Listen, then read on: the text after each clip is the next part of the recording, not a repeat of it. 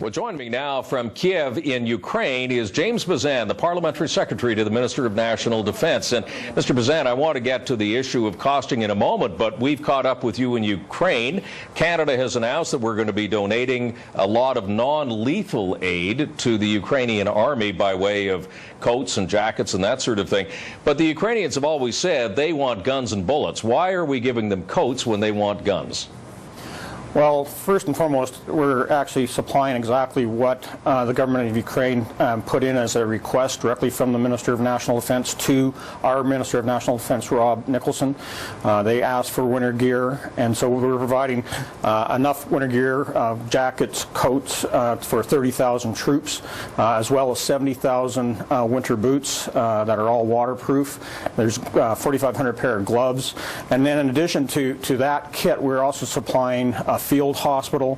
We're also going to be providing night vision goggles, medical tactical kits for use in the field, and we're going to provide them with equipment to deal with unexploded ordnances. So this is significant, and you got to remember that there's various asks of other coalition partners, and I think that as the allies work together in helping the government of Ukraine and the people of Ukraine deal with the Putin regime's aggression in the Donbass, that overall the donations that are coming in will provide Ukraine with the equipment they need, both lethal and non-lethal. And I think that the significant part of this is that the government of Ukraine is so thankful and grateful for the donation and generosity of Canada.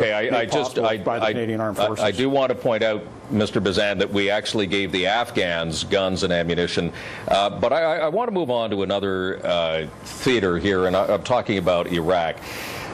You know the estimates of how much this is costing us because the military gave it to you.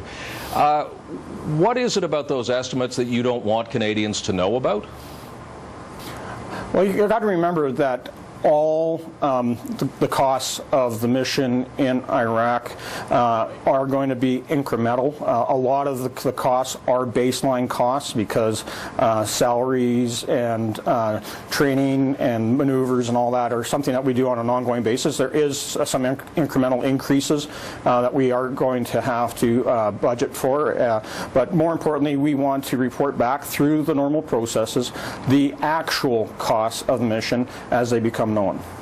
Okay, I want to pull up a website here. This is from the Department of Defense in the United States. Anybody can look at this. It gives the daily cost of the American mission. It gives the total cost since the mission began, and it gives details on all the airstrikes on a daily basis. If the Americans can do this, and we've seen that the Aussies have also told their people about their costs, if the Aussies can do it, if the Americans can do it, why aren't we doing it? What are you afraid of? It's about having the processes in place to collect all that information and bring it back to Parliament and to Canadians. And we're going to do that. We're going to be transparent, we're going to be accountable, and it's going to be done in a timely manner. But we want to make sure that we're going to be reporting the hard costs and not some estimates. Well, what are the Americans doing then? What are the Aussies doing? You're saying that you don't want to do what the Americans and the Australians are doing for their people? Well, we'll let the Americans and the Aussies do what's in their capabilities. We're going to work what's in the best interest of the Canadian Armed Forces and the Government of Canada, and ultimately providing the accurate information to the people of Canada and, of course, to Parliament. But I don't understand, Mr. Bezan, because you have estimates provided to you. Why not give the estimates to the people? Do you think? I mean, can Canadians not be trusted with this information? No, you got to remember that an estimate can change. Activity and potential involvement will go in ebbs and flows, and so you never know what those final costs are going to be. And I think it's as long as we are accounting for every tax dollar and reporting back the tax dollars that are actually spent, is in the best interests of the taxpayer. All right, James Bezan joining us from Kiev in Ukraine. Thanks very much for your time. Anytime, Tom.